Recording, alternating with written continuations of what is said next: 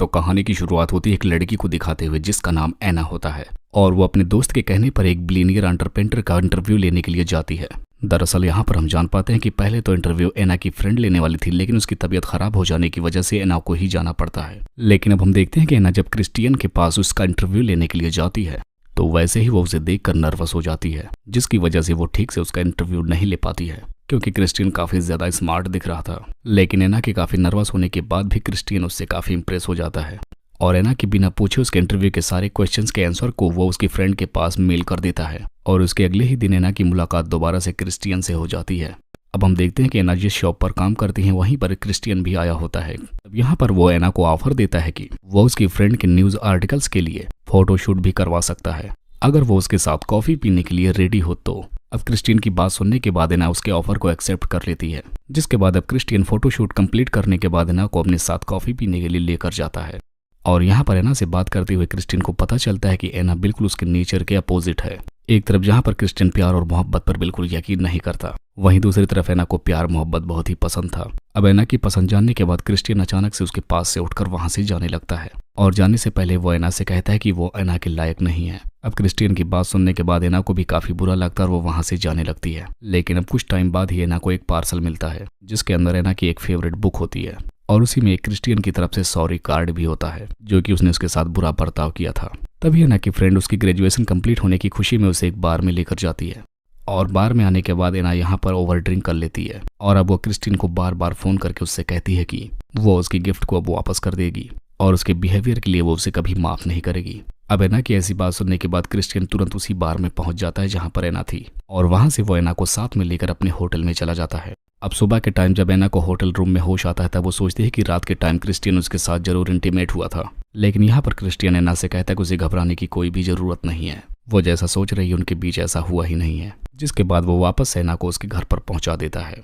जिसके बाद क्रिस्टियन के इस बिहेवियर पर एना भी खुश हो जाती है। जिसके बाद अब ये दोनों एक दूसरे से फिर से रेगुलर मिलने लगते हैं। इसी बीच क्रिस्टियन एना से बताता है कि वो उसके पीछे रिलेशनशिप में तभी आएगा जब वो उसके नॉन डिस्क्लोजर एग्रीमेंट पर साइन कर देगी।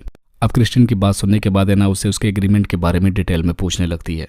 तब यहाँ पर क्रिस्टियन उसे बताता है कि एग्रीमेंट में यही लिखा हुआ है, तुम्हारे रिलेशनशिप में आने के बाद मेरा तुम पर पूरा तरीके से कंट्रोल रहेगा।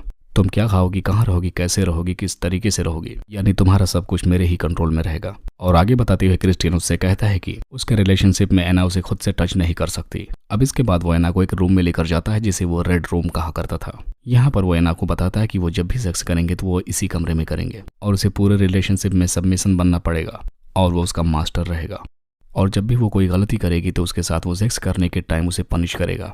अब क्रिस्टियन एना को सब कुछ बताने के बाद उसे कॉन्ट्रैक्ट पर रिसर्च करने के लिए कहता है और वो उससे कहता है कि वो जब भी रेडी हो जाए तो वो उसके कॉन्ट्रैक्ट पर साइन कर दे। अब यहाँ पर एना क्रिस्टियन की बात से ऑकवर्ड हो जाती है और अब घर से आने के बाद वो क्रिस्टियन को इग्नोर करने लगती है। अब क्रिस्टियन भी खुद को इग्नोर होता हुआ देखकर एना को कन्विंस करने की बहुत सारी कोशिश करता है, जिसकी वजह से वो उसे बहुत सारे गिफ्ट भी भेजता है और उसको चलने के लिए एक लग्जरियस कार भी देता है। अब क्रिस्टियन की काफी रिक्वेस्ट करने के बाद एना भी सबमिशन पर रिसर्च करने के लिए रेडी हो जाती है, लेकिन इंटरनेट पर वो जैसे ही सबमिशन लिखती है वैसे ही उसके सामने इंटरनेट की बहुत सारी तस्वीरें आ जाती हैं और उन तस्वीरों को देखकर एना डर जाती है। जिसके बाद वो तुरंत ही लैपटॉप को बंद कर देती है और अब उसे लगता है कि क्रिस्टियन भी उसके साथ ऐसा ही करना चाहता है और यही सोचकर वो डरने लगती है। दूसरी तरफ क्रिस्टियन को भी लगने लगता है कि एना शायद सबमिशन वाली बात से डर रही है। जिसके बाद अब क्रिस्टियन एना को कन्विंस करता है उसके पास आने के लिए। जिसके बाद वो एना के साथ एक सबमिशन पोजीशन परफॉर्म करता है, जिसके बाद से अब एना का डर खत्म हो जाता है। जिसके बाद अब वो क्रिस्टियन के साथ थोड़ा बहुत कोऑपरेट करने लगती है, लेकिन अब वो क्रिस्टियन के बार बार कहने के बावजूद उसके कॉन्ट्रैक्ट पर साइन नहीं करती। और अब एक दिन जब क्रिस्टियन अपनी फैमिली से एना को मिलवाता है तब वहाँ पर एना बताती है कि वो कुछ दिनों के लिए जॉर्जिया जा रही है जहाँ पर उसकी मॉम रहती है और उनसे मिलकर वापस आएगी। तब एना की इस बात से क्रिस्टियन फ्रस्ट्रेट हो जाता है। तब एना उसे समझाती है कि वो उसके साथ ऐसा रिलेशन नहीं चाहती जिसमें उसका खुद पर कोई भी कंट्रोल ना हो और ना ही वो अपनी मर्जी से किसी को टच कर सके, बल्कि वो सभी कपल्स की तरह एक नॉर्मल लाइफ जीना चाहती है। अब क्रिस्टियन से अपने दिल की बात कहने के बाद एना अपने मॉम के पास निकल जाती है। अब वहां पहुंचने के बाद जब एना क्रिस्टियन से फोन पर बात करती है तब वो उससे कहती है कि उसे उसकी बहुत याद आ रही है और वो विश कर रही होती है कि काश वो उसके पास होता। अब एना की बात सुनने के बाद क्रिस्टियन अचानक से जॉर्जिया पहुंच जाता है और वहां पहुंचकर एना को सरप्राइज करता है। अब यहाँ पर क्रिस्टियन और एना दोनों मिले ही होते हैं, तभी क्रिस्टियन को एक फोन आता है और वो कॉल उठाने के बाद क्रिस्टियन बिल्कुल परेशान हो जाता है, जिसकी वजह से उसे अपने बिजनेस के सिलसिले में वापस आना पड़ता है और एना भी अपनी मॉम से मिलकर कुछ दिनों बाद वापस क्रिस्टियन के पास आ जाती है। लेकिन यहाँ पर एना नोटिस करती है कि क्रिस्टियन जब भी उसके साथ इंटीमेट होता है तो उसके साथ नए नए परफॉर्मेंस करता है और हर बार उसकी फैंटेसी बढ़ती ही जा रही थी। अब क्रिस्टियन की बिहेवियर से एना बहुत हर्ट हो जाती है और वो उसे इस बात से बिगड़ने लगती है कि वो उसके साथ नॉर्मल रिलेशन में रहे। और यहाँ पर एना उससे अब एग्जैक्ट रीजन पूछती है कि आखिर वो उसके साथ क्या करना चाहता है, जिसके लिए उसे कॉन्ट्रैक्ट पर साइन करनी होगी। अब एना की बात सुनने के बाद क्रिस्टियन उससे कहता है कि उसका नेचर ही ऐसा है जिसकी वजह से वो बाकियों की तरह नहीं रह सकता।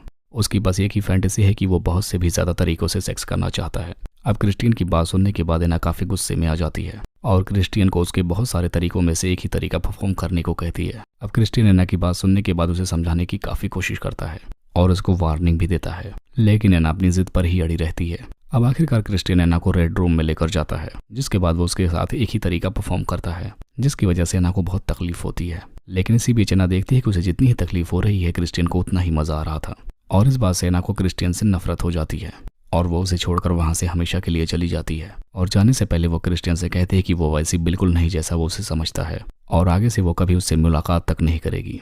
और इस मूवी का फर्स्ट पार्ट यहीं पर खत्म हो जाता है।